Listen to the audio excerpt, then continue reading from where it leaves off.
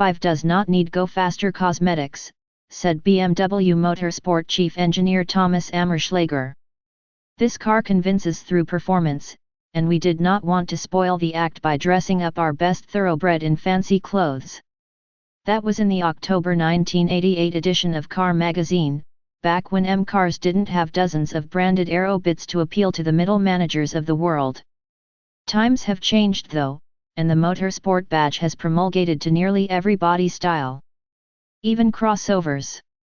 While purists may raise their tricolored pitchforks about the dilution of the M pedigree, and debate whether the S55 engine in the M3 is too derivative of the regular N55, what's undeniable is that the current crop of even standard Bimmers can stand up to classic MS and their bespoke engines.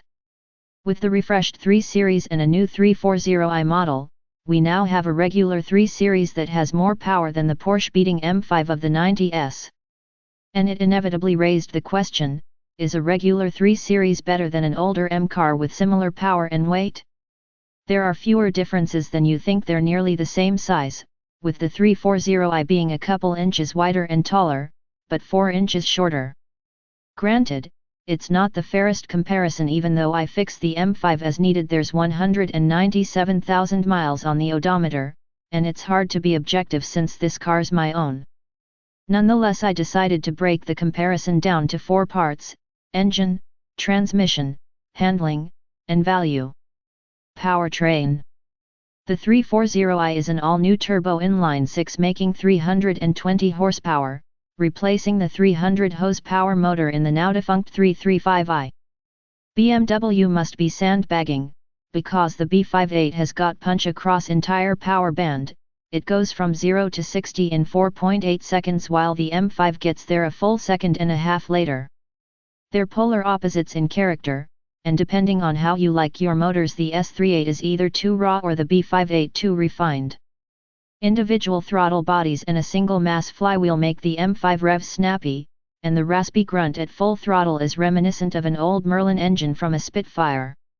It lacks the civility of newer motors though, and at stoplights you'll hear gearbox chatter and a lumpy idle. The 340i may lack the soundtrack of the E34, but it's one of the best inline sixes in recent years from BMW.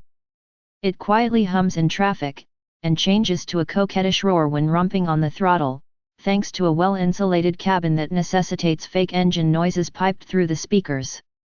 The M5 may sound better, it's got one of the best engine notes of the classic Big Sixes, but the 340i sings all the way to its 7,400 RPM redline without a hint of turbo lag, and is superior by all objective counts.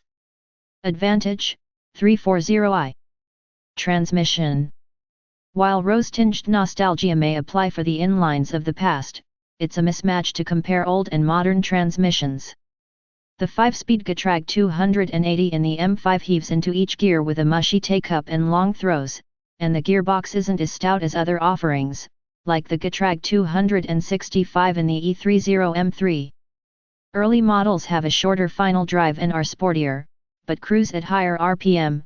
The 6-speed was never offered in North America.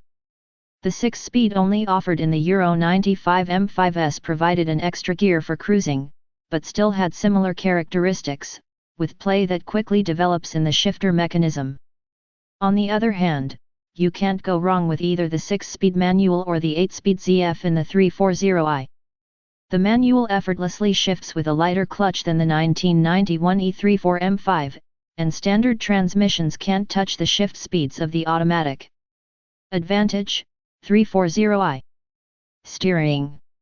The switch to electronic power steering in the 3 Series made sense on a business level. It's lighter, more fuel efficient, and most buyers aren't going to need the steering feedback when driving to work with a pumpkin spice latte in hand. But media and enthusiasts have raised a stink about it enough for BMW to retune the steering for 2016, and it's slightly better in sport mode. Maybe. It still feels artificially boosted, especially in comfort mode, and is less sport, more Camry. The steering box in the M5 was praised in its day, but its main drawback is the giant steering wheel and slower lock-to-lock